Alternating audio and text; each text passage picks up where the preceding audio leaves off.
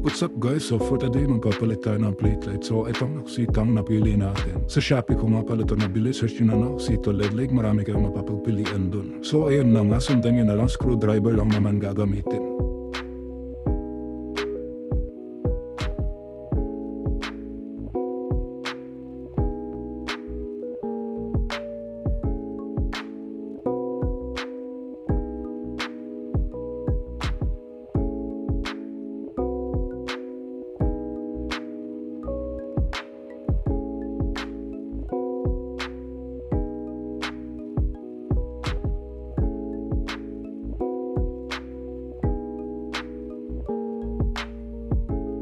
So ayan, gumana naman. So after testing, balik lang natin yung mga binaklas natin.